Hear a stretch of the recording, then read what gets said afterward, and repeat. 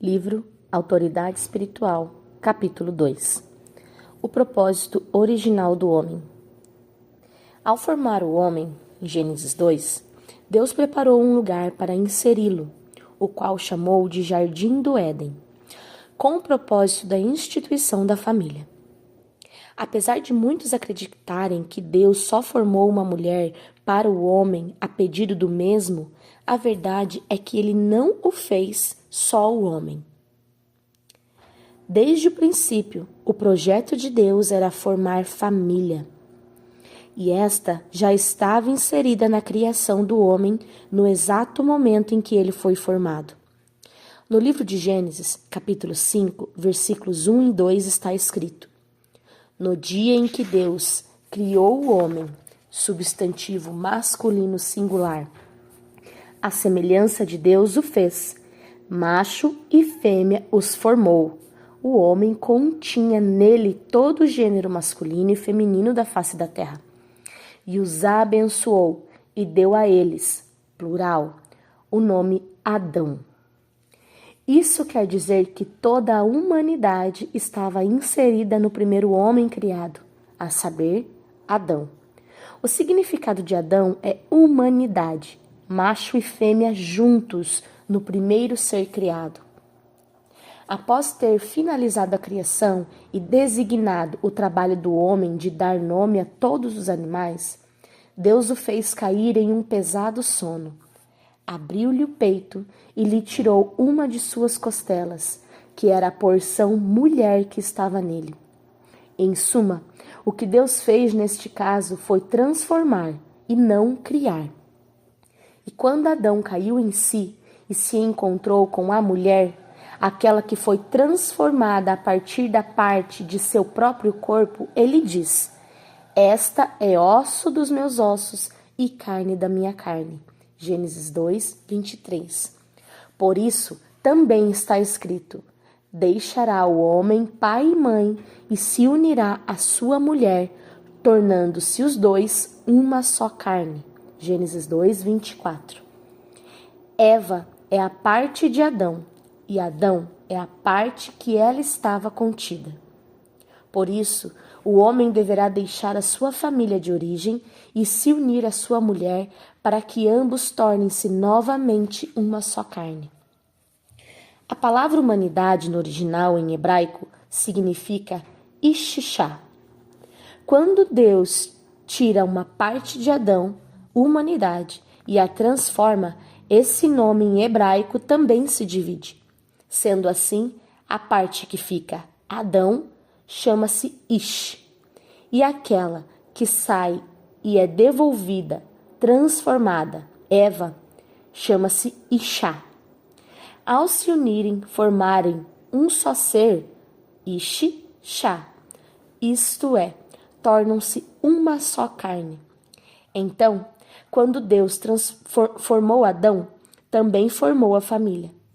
Apesar da complexidade que é compreender esse assunto, ele é de extrema importância para que entendamos o que a Bíblia quer dizer quando refere-se a Adão.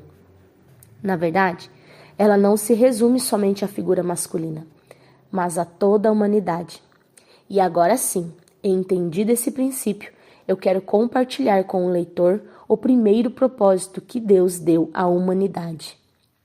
Tomou, pois, o Senhor Deus o homem, humanidade, e o colocou no jardim do Éden, com a finalidade de o cultivar e o guardar. Gênesis 2,15. Cultivar. A palavra cultivar tem o significado de alimentar, tirar ervas daninhas, cuidar para manter a vida, adubar, tratar e preparar para um crescimento. Não há quem cultive um jardim sem ter uma perspectiva futura. Quem planta, espera uma colheita. Se plantarmos uma jabuticabeira, por exemplo, colocaremos nossa expectativa em seus frutos. Já se for uma orquídea, esperaremos as suas flores. Portanto, aquele que cultiva espera resultados. E quanto maior for o cuidado empregado no cultivo, maiores serão os resultados. Esse foi o primeiro propósito que Deus deu ao homem. Mas além de cultivar o jardim, era também necessário guardá-lo. 2. Guardar. Qual é a razão de nós mantermos os nossos bens de valor guardados? Acredito que a principal delas é a existência do ladrão. Sabemos que se não tivermos a devida precaução, o mesmo poderá tomar aquilo que é nosso por direito. Caso não houvesse um ladrão, não precisaríamos guardar bem algum. Poderíamos deixar os portões das nossas casas abertas, as portas de nossos carros destravadas e as nossas joias expostas, pois não haveria com o que nos preocuparmos. Mas o Senhor foi claro ao dizer que o homem precisava guardar o jardim. E só existe uma explicação para isso. O ladrão que mata, rouba e destrói já estava rodeando aquele ambiente. Outrora, esse ladrão era um anjo de luz, formado para o louvor da glória de Deus, chamado Lúcifer, que significa portador da luz. Nomenclatura não bíblica, mas usada teologicamente.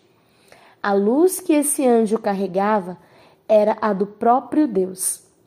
Para o nosso entendimento ficar mais palpável, pense no episódio bíblico em que Moisés esteve face a face com Deus no Monte Sinai, onde recebeu as tábuas da lei. Ao descer daquele monte, o seu rosto estava translúcido. Tamanha era a luz que resplandecia dele que foi necessário colocar um véu sobre si. E aconteceu que, descendo Moisés do Monte Sinai, trazia 2 tábuas dos testemunhos em suas mãos. Sim, quando desceu do monte, Moisés não sabia que a pele do seu rosto resplandecia, depois que falara com ele. Olhando, pois, Arão e todos os filhos de Israel para Moisés, eis que a pele do seu rosto resplandecia. Por isso temeram chegar-se a ele. Então Moisés o chamou, e Arão e todos os príncipes da congregação tornaram-se a ele, e Moisés lhes falou. Depois chegaram também todos os filhos de Israel, e ele lhes ordenou tudo o que o Senhor falara com ele no Monte Sinai.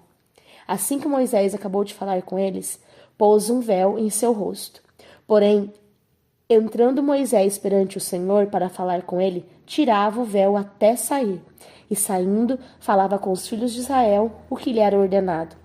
Assim, pois, viam os filhos de Israel o rosto de Moisés, e que resplandecia a pele de seu rosto, e tornara Moisés a pôr o véu sobre o seu rosto, até entrar para falar com ele.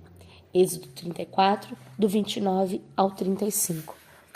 Logo, se apenas em algumas horas ou dias diante da presença de Deus, Moisés ficou carregado com a luz do Senhor, imagine se fosse por séculos e séculos.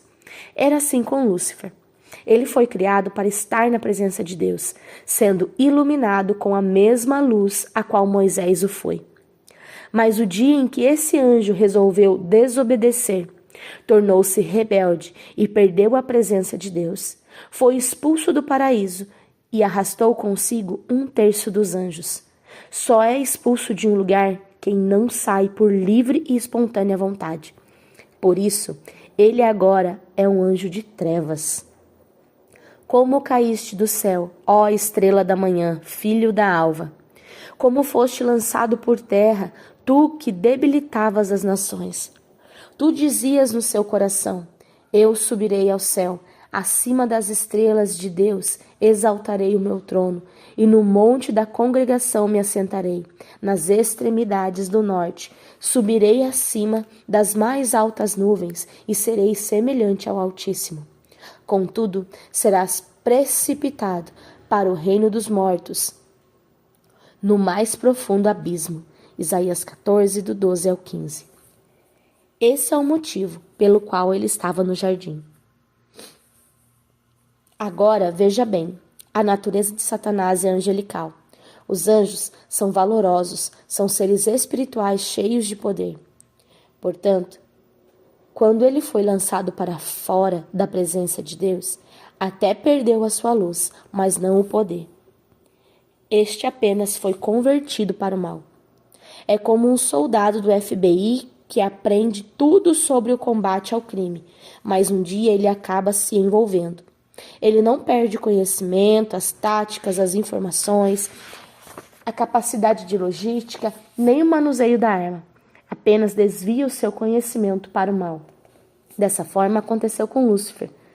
Em João 10:10, Jesus diz: "O ladrão vem somente para roubar, matar e destruir.